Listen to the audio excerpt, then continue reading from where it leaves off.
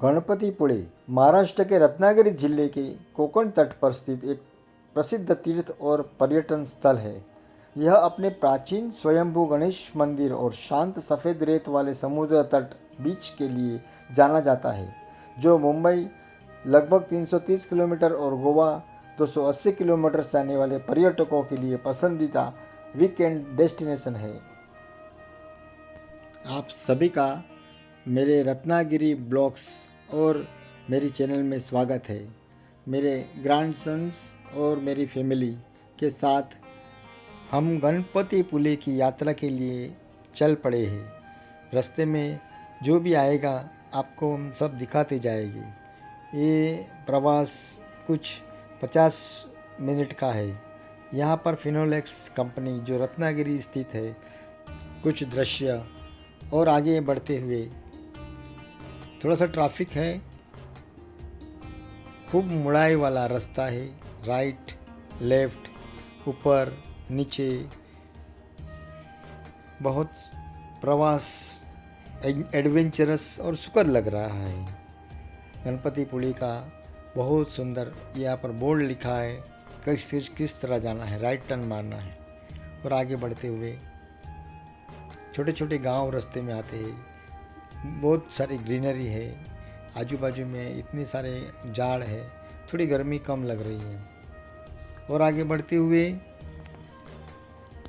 हम गणपतिपुले की ओर अंतर कम करते हुए सामने से ट्रैफिक, छोटे छोटे गांव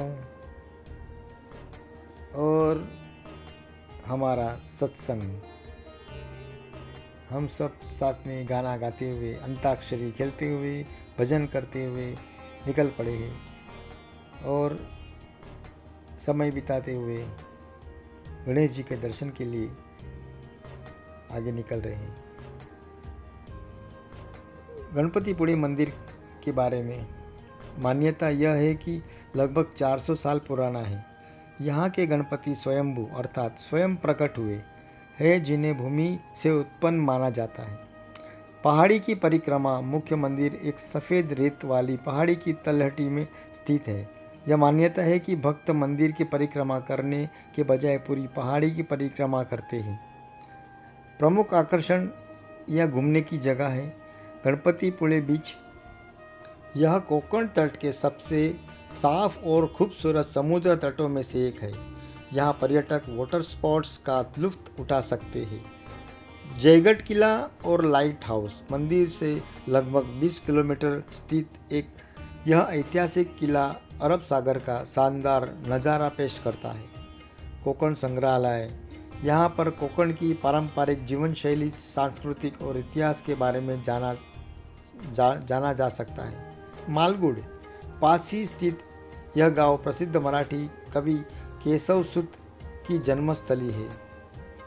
यहाँ पर विजिट करने का, यहाँ घूमने का सर्वोत्तम समय, गणपतिपुले घूमने का सबसे अच्छा समय नवंबर से फरवरी सर्दियों का मौसम के बीच है। इस समय मौसम बहुत सुहावना होता है और समुद्र तट पर घूमना आसान होता है। यहाँ पर कैसे पहुँचे? सड़क मार्ग, मुंबई से यहाँ की दूरी लगभग 330 किलोमीटर और पुणे से 300 किलोमीटर। महाराष्ट्र राज्य परिवहन MSRTC की बसें रत्नागिरी और आसपास के प्रमुख शहरों से आसानी से मिल जाती है। रेल मार्ग, निकटतम प्रमुख रेलवे स्टेशन रत्नागिरी लगभग 45 किलोमीटर है, जो कोंकण रेलवे लाइन से जुड़ा है। वायु मार्ग, निकटतम हवाई अड्डा मुंबई या गोवा मोपा डाबोलियम है। एक कहानी, अजामिल जो अपने पुत्र नारायण के नाम लेने से यमदूत के द्वारा ले जाने के पश्चात भी विष्णुदूत ने उन्हें छुड़ाया, क्योंकि उन्होंने नारायण का नाम लिया था। समस्त कारणों के कारण नारायण अपने वैकुंठ धाम में स्थित है, फिर भी वे प्रकृति के 3 गुणों सतो, रजो तथा तमोगुण के अनुसार समस्त विराट जगत का नियंत्रण करते हैं। इस तरह सारे जीवों के विभिन्न गुण नाम यथा ब्राह्मण, क्षत्रिय तथा वैश्य वर्णाश्रम प्रणाली के अनुसार विभिन्न कार्यों तथा विभिन्न रूप प्रदान किए जाते हैं। इस तरह नारायण समस्त विराट जगत के कारण हैं। सूर्य, अग्नि, आकाश, वायु, देवता, चंद्रमा, संध्या, दिन, रात्रि, दिशाएं, जल, स्थल तथा स्वयं परमात्मा जीव के कार्यों को देखते हैं। जिन लोगों को दंड दिया जाता है उनकी पुष्टि इन अनेक साक्ष्यों द्वारा की जाती है कि वे व्यक्ति नियत कार्य से बहके हैं।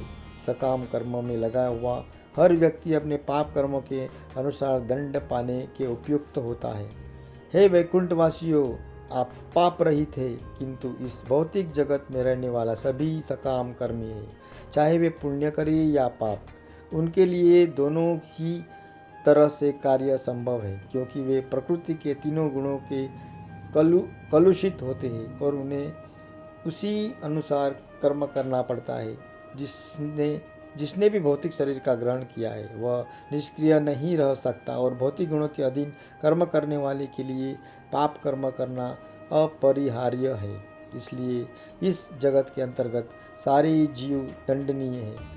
इस तरह इस जीव में अपने धार्मिक या अधार्मिक कार्यों के अनुसार अगले जीवन में उसे अपने कर्म का वैसा ही फल भोगना पड़ता है। श्रीमद् भागवत।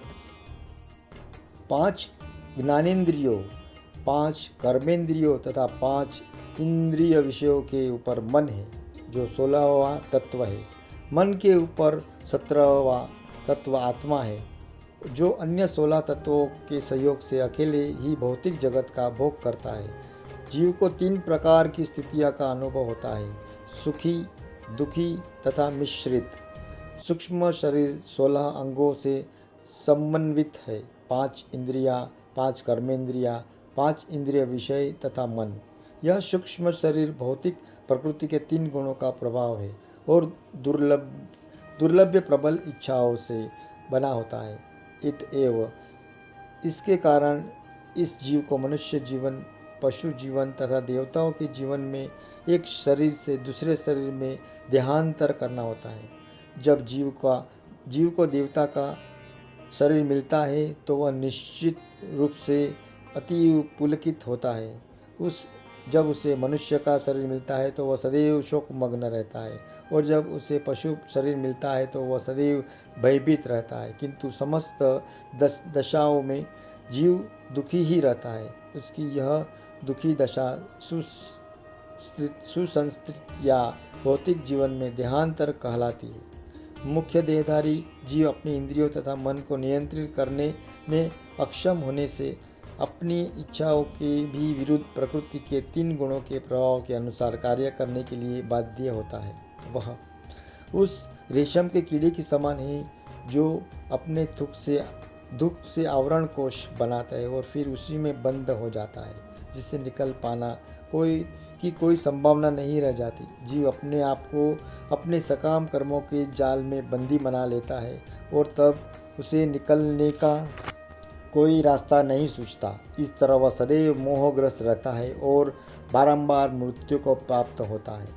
कोई भी जीव क्षण भर भी बेकार नहीं रह सकता। उसे प्रकृति के 3 गुणों के अनुसार अपनी स्वाभाविक प्रकृति के अनुसार कर्म करना पड़ता है, क्योंकि यह प्रवृत्ति उसे उन विशेष प्रकार के कार्य करने के लिए बाध्य करती है। जो जीव भी सकाम कर्म करता है, चाहे वे पवित्र हो या अपवित्र, वे उसकी इच्छाओं की पूर्ति के अदृश्य कारण होते हैं।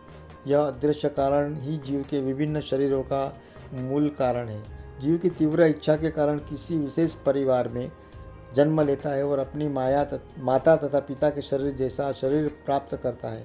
उस तरह स्थूल तथा सूक्ष्म शरीरों की सृष्टि इसकी इच्छा के अनुसार होती है। चूँकि जीव भौतिक प्रकृति में संबंध होता है, ये अतएव उसकी स्थिति विचित्र होती है। किंतु यदि मनुष्य जीवन में उसे यह शिक्षा दी जाए कि भगवान या उनके भक्त की संगति किस तरह की जाए तो उस स्थिति पर विजय पा जा सकती है। श्रीमद् भागवत। आधुनिक वैज्ञानिक तथा दार्शनिक जन्म, मृत्यु, जरा और व्याधि, इन 4 चीज़ों के बारे में कुछ नहीं सोचते। वे इनको अलग रख देते हैं। सोचते हैं हमें वर्तमान को भोगना चाहिए और आनंद उठाना चाहिए। परंतु मानव जीवन का उद्देश्य है जन्म, मृत्यु, जरा और व्याधि के बंधन से मुक्त पाने का उपाय ढूंढना। यदि किसी सभ्यता ने इन चारों समस्याओं से मुक्त होने का हल नहीं ढूंढा है तो वह मानव सभ्यता नहीं है। मानव सभ्यता का उद्देश्य है इन चारों समस्याओं से पूर्ण समाधान मार्ग ढूंढना। श्रीमद् भगवत गीता में भगवान श्री कृष्ण कहते हैं, कर्मज बुद्धि युक्त। कर्मज का अर्थ है जहाँ क्रिया होगी वहाँ उनकी प्रतिक्रिया भी होगी। यदि कोई बुरा कर्म करेगा तो उसकी बुराई प्रतिक्रिया भी होगी, किंतु प्रतिक्रिया चाहे अच्छी हो या बुरी, आध्यात्मिक दृष्टिकोण से देखा जाए तो वह दुख ही है। मान लीजिए कि अपने पूर्वजन्म के अच्छे कर्मों के कारण मुझे अच्छा जीवन, सुंदर शरीर और उच्च शिक्षा मिली है। मेरे पास ये अच्छी चीज़ें भले ही हो, पर इसका अर्थ यह तो नहीं हुआ कि मैं भौतिक दुखों से मुक्त हो गया।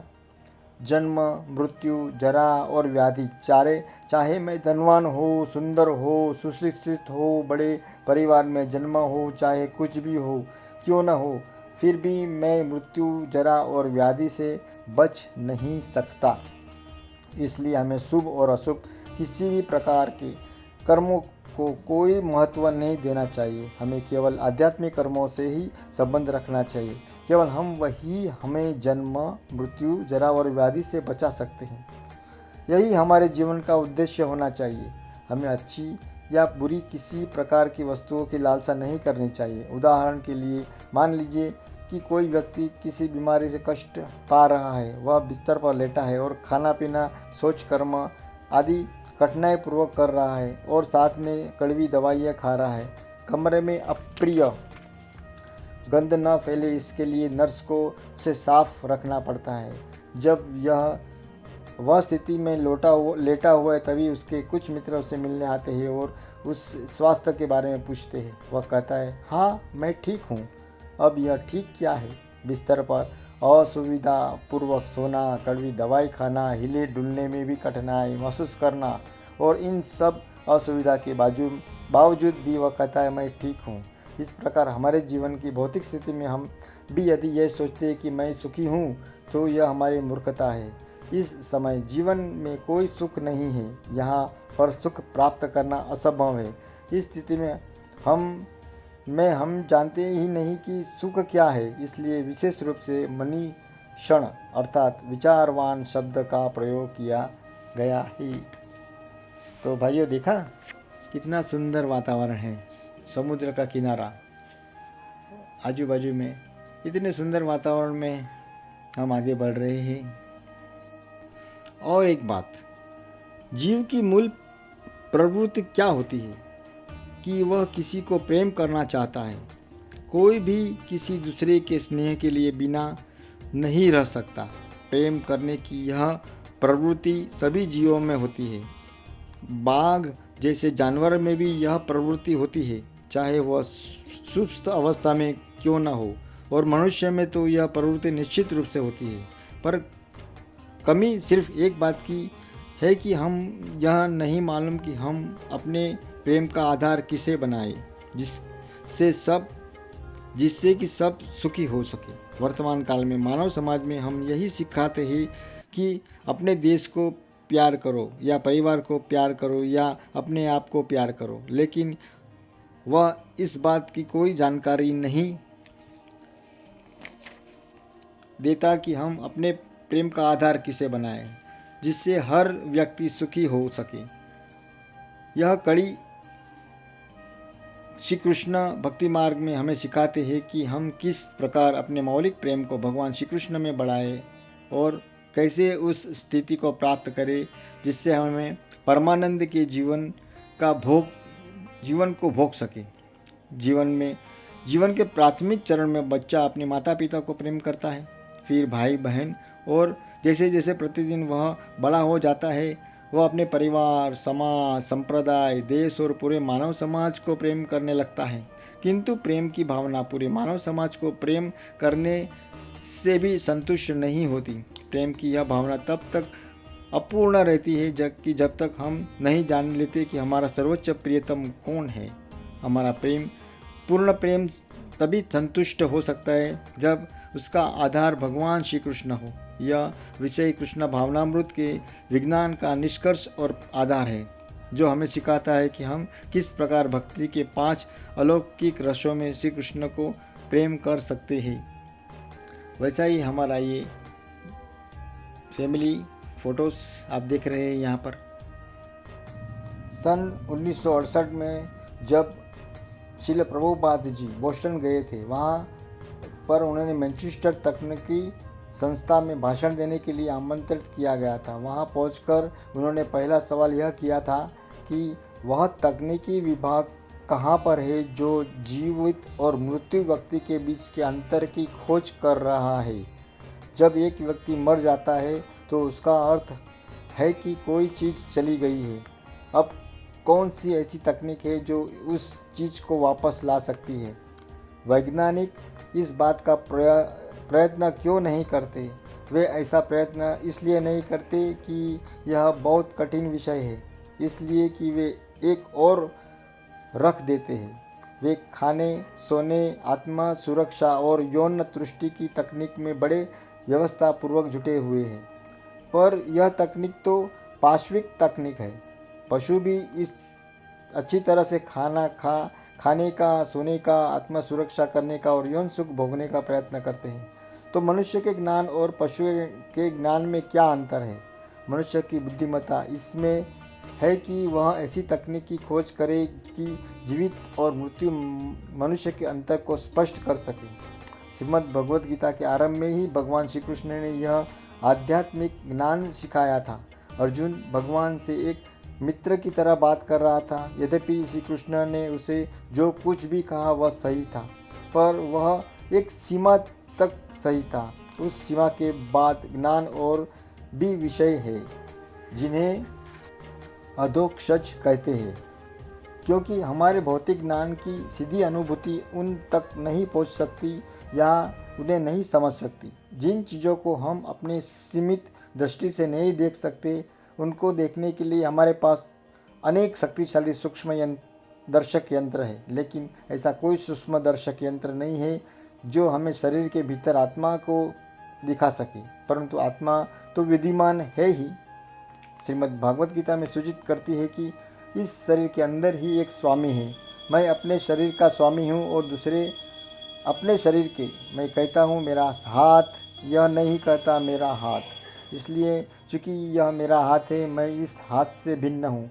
जब मैं कहता हूँ मेरी पुस्तक, तो इससे यह सूचित होता कि पुस्तक मुझसे भिन्न है। इसी प्रकार यह मेरी मेज, मेरी आँखें, मेरा पैर और मेरा यह, मेरा वह है, किंतु मैं कहाँ पर हूँ? इस प्रश्न का उत्तर ढूंढना ध्यान है।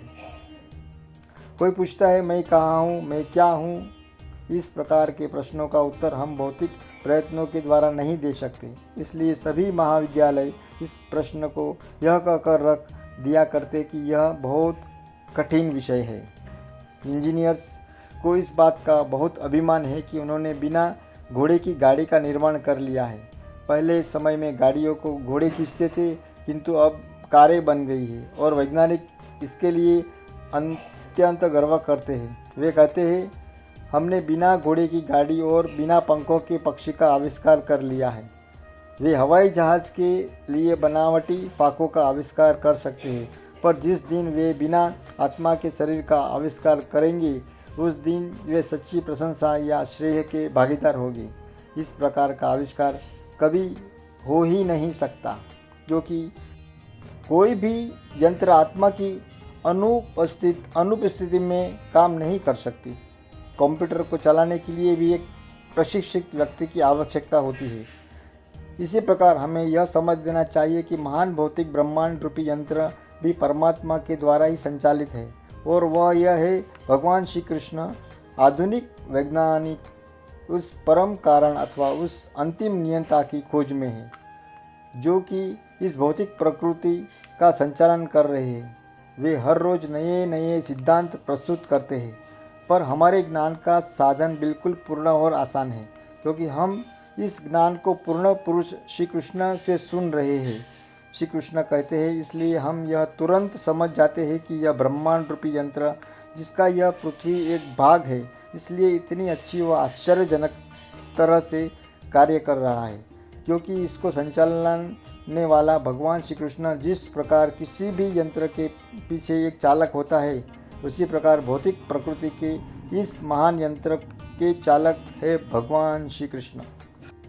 इतने अधिक भौतिक शरीरों में बारंबार जन्म तथा मृत्यु होने से हम सब यह भूल चुके हैं कि हम ईश्वर के अंश हैं। हमारा उनसे घनिष्ठ संबंध है तथा किसी न किसी कारणवश हम इस भौतिक जगत में आ गिरे हैं। इस विस्मृति के उद्गम का सही पता लगा पाना कठिन है, किंतु सनातन काल से उन्हें विस्मृत कर चुकने पर भी भगवान श्री कृष्ण इतने दयालु है कि हम अपनी आध्यात्मिक पहचान तथा उनके अंश रूप में उनके साथ हमारा एकात्म स्मरण कराने के लिए स्वयं आते हैं और हम जो भूल चुके हैं उसकी शिक्षा देते हैं। अब वे विद्या लेते हैं तो अपने पीछे शास्त्र विशेषतः श्रीमद् भागवत गीता छोड़ जाते हैं, जिससे वे अनुरोध करते हैं सर्वधर्म परित्यज्य मामेकम शरणम व्रजम। तुम व्यर्थ की बातें त्याग दो और मेरा शरण में आ जाओ, मैं तुम्हें सारा संरक्षण प्रदान करूँगा। श्रीमद् भागवत गीता 18वां अध्याय 66वां श्लोक। श्री प्रभुपाद जी सितंबर 1968 में सिटल वॉशिंगटन में एक भाषण के दौरान श्री प्रभुपाद कहते हैं, क्या इस सभा का कोई व्यक्ति यह कह सकता है कि वह किसी व्यक्ति या वस्तु का सेवक नहीं है? नहीं कह सकता, क्योंकि हमारी स्वाभाविक स्थिति सेवा करने की है। तब वे अधिकांश श्रोताओं के लिए एक नया प्रस्ताव रखते हैं। यदि आप भगवान श्री कृष्ण की सेवा करने को तैयार है तो धीरे धीरे आप अनुभव करोगे कि श्री कृष्ण भी आपकी सेवा कर रहे हैं। इसके बाद में व्याख्या करते हुए बताते हैं, भगवान श्री कृष्ण को प्रसन्न करके आत्मा असीम सुख पा सकता है। इस जगत में हर व्यक्ति सुख खोजने तथा कष्ट से छुटकारा पाने के लिए प्रयत्नशील है। हमारी भौतिक दशा के द्वारा 3 प्रकार के कष्ट उत्पन्न होते हैं, आध्यात्मिक, अधिभौतिक तथा आदिदैविक। आध्यात्मिक कष्ट शरीर तथा मन द्वारा उत्पन्न किए जाते हैं। उदाहरण, जब शरीर की कार्य प्रणाली में कोई गड़बड़ी आती है तो हम में ज्वर पीड़ा उत्पन्न होती है। दूसरे प्रकार का आध्यात्मिक कष्ट मन द्वारा उत्पन्न होता है। मान लीजिए कि मेरा कोई प्रियजन बिछड़ जाता है, तब मेरा मन विचलित होता है। यह भी कष्ट ही है। अतएव शारीरिक रोग तथा अथवा मानसिक उद्वेग आध्यात्मिक कष्ट हैं। फिर अधिभौतिक कष्ट आते हैं जो अन्य जीवों द्वारा पहुँचाए जाते हैं। उदाहरणार्थ, मनुष्य करोड़ों दिनों पशुओं को नित्य कसाई घर में भेजते हैं। पशु अपने को अभिव्यक्त नहीं कर सकते, किंतु उन्हें महान कष्ट होता है। हम अन्य जीवों द्वारा पहुँचाए गए कष्ट को भी भोगते हैं। अंत में आदिदैविक कष्ट जो उच्च अधिकारियों तथा देवताओं द्वारा पहुँचाए जाते हैं। ये काल, भूकंप, बाढ़, महामारी के रूप में है। ये आदिदैविक कष्ट हैं। इस तरह हम इनमें से किसी न किसी कष्ट को भोग रहे हैं। यह भौतिक प्रकृति इस तरह से बनाई गई है कि हमें कष्ट भोगना ही पड़ता है। ईश्वरीय नियम है और हम इन कष्टों के छुटकारा पाने का प्रयास काम चलाओ उपचारों से कर रहे हैं। यह तथ्य है कि हर व्यक्ति कष्ट के छुटकारा पाने के लिए प्रयत्नशील है। जीवन के लिए संपूर्ण संघर्ष कष्ट के छुटकारे पाने की ओर लक्षित है। हम कोई प्रकार के उपचारों का उपयोग करके अपने कष्टों से छुटकारा पाने का प्रयास करते हैं। एक उपचार आधुनिक वैज्ञानिकों का है, एक दार्शनिक का है और एक नास्तिकों का है। एक उपचार आस्तिकों का है और एक सकाम कर्मियों का। एक विचार अनेक है, किंतु कृष्ण भावनामृत के दर्शन के अनुसार आप अपने सारे कष्टों से मुक्त हो सकते हैं यदि आप अपनी चेतना को बदलकर कृष्ण भावनामृत ग्रहण कर ले। बस इतना ही। हमारे सारे कष्ट अज्ञान के कारण है। हम यह भूल चुके हैं कि हम श्री भगवान कृष्ण के नित्य सेवक दास है। और बात को समझाने वाला एक सुंदर बगला पद्य है। कृष्ण बहिर्मुख हैया भोग वाछा करे, निकटस्थ माया तारी जापटिया धरी। जो ही हमारा मूलभूत कृष्ण भावना भौतिक भोग की चेतना से, इस विचार से ही पदार्थ संसाधनों का मैं स्वामी बन जाऊं दूषित हो जाता है और हमारे कष्टों का सुपात्र होता है। हम तुरंत माया के शिकार हो जाते हैं। इस जगत के हर व्यक्ति सोचता है मैं यश शक्ति इस जगत का भोग कर सकता हूँ। एक छोटी सी चिट्ठी से लेकर सर्वोच्च प्राणी ब्रह्मा तक हर कोई स्वामी बनना चाहता है। अपने देश में अनेक राजनीतिज्ञ राष्ट्रपति बनने के लिए वोट मांग रहे हैं। क्यों? क्योंकि वह किसी न किसी तरह का स्वामी बनना चाहते हैं। यही माया है। कृष्ण भावनामृत आंदोलन में हमारी मानसिकता इससे सर्वथा विपरीत है। हम श्री कृष्ण के दास का दास बनने का प्रयास कर रहे हैं।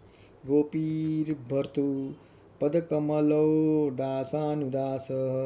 हम स्वामी न बनकर श्री कृष्ण के दास बनना चाहते हैं। अब लोग कह सकते हैं कि यह दास मनोवृत्ति है। मैं दास क्यों बनूं? मैं तो स्वामी बनूंगा। किंतु वे यह नहीं जानते कि मैं स्वामी बनूंगा यह चेतना ही है कष्टों का कारण है। इससे समझना होगा इस भौतिक जगत का स्वामी बनने के नाम पर हम अपने इंद्रियों का दास बन गए हैं।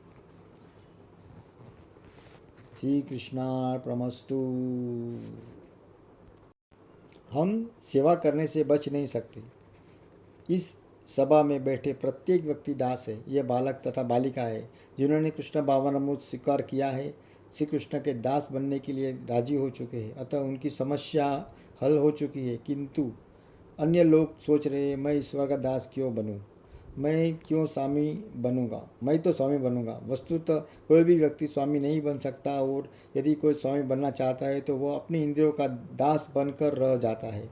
बस यह अपनी वासना का, अपने लोभ का और अपने क्रोध का, इतनी सारी वस्तुओं का दास बन जाता है। उच्चतर अवस्था में मनुष्य मानवता का दास, समाज का दास, अपने देश का दास बनता है। किंतु वास्तविक उद्देश्य तो स्वामी बनना रहता है। यही रोग है। राष्ट्रपति पद के प्रत्याशी विभिन्न घोषणा पत्र प्रस्तुत कर रहे हैं।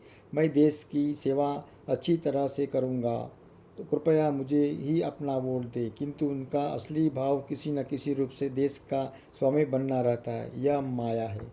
अतएव हमें दर्शन की इस महत्वपूर्ण बात को समझना है। स्वभावतः हम दास है। कोई यह नहीं कह सकता मैं स्वतंत्र हूँ, मैं स्वामी हूँ।